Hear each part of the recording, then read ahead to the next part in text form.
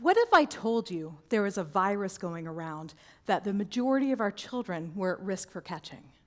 What if I told you this virus causes memory problems and increased risk for depression and diabetes?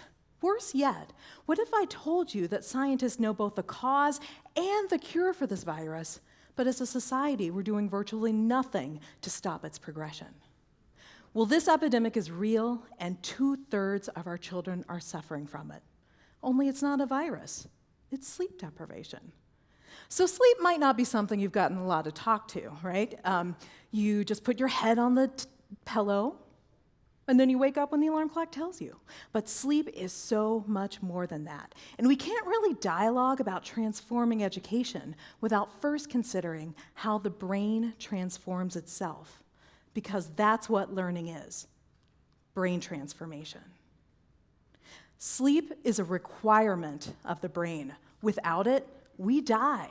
Without enough of it, we suffer.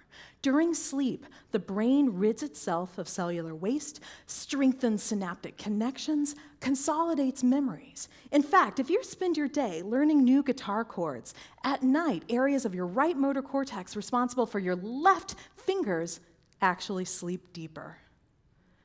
So sleep, it's not wasted time, it's sacred time. Every day, when our brains are busy making the changes they need for us to learn, to survive, for our children to grow and thrive. I study sleep in college students.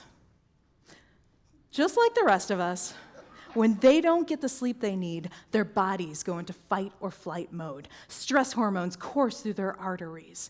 Their blood pressure and blood sugar spike. They seek out junk food. Their frontal lobes become inefficient at problem solving. Their limbic systems highly emotionally reactive.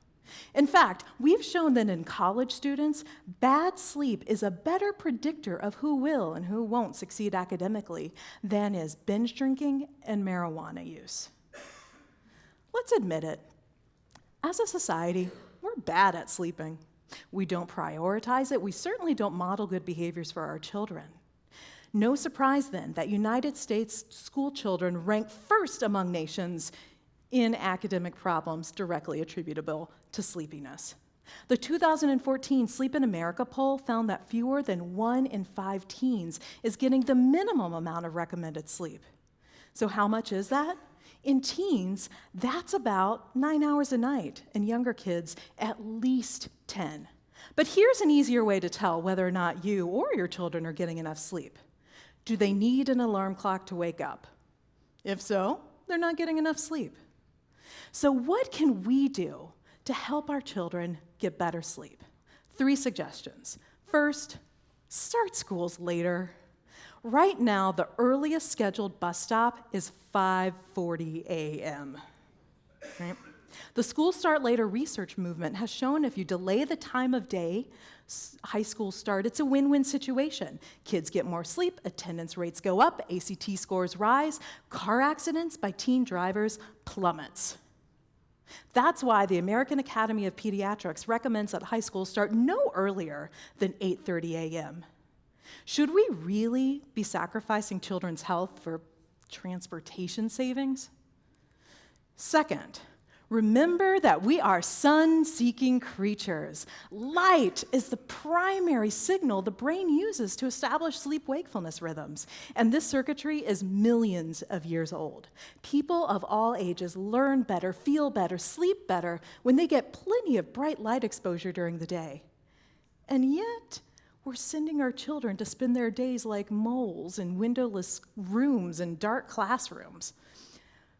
So let's apply the architectural principle of daylighting so that children can actually see the light of day when they're learning.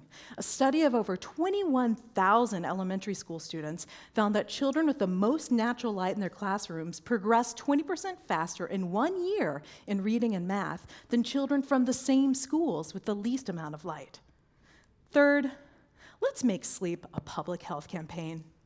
If we got the lead out of paint, teens out of tanning beds, parents on the lookout for cyberbullies, can't we educate parents and teachers about the importance of setting bedtimes, keeping electronics out of the bedrooms, keeping energy drinks away from children? Right now, Sleep isn't even on parents' radar as a health concern to be worried about, even though half of the things they are worried about are directly and profoundly impacted by poor sleep. Without a public health campaign, parents and teachers might not realize that falling asleep in class is not a choice or a sign of laziness, but an inevitable consequence of a brain so tired, so exhausted, so low on nourishment that it takes away the keys to consciousness.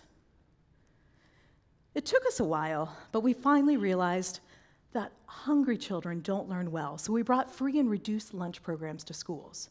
It's time we realize sleepy children don't learn well either.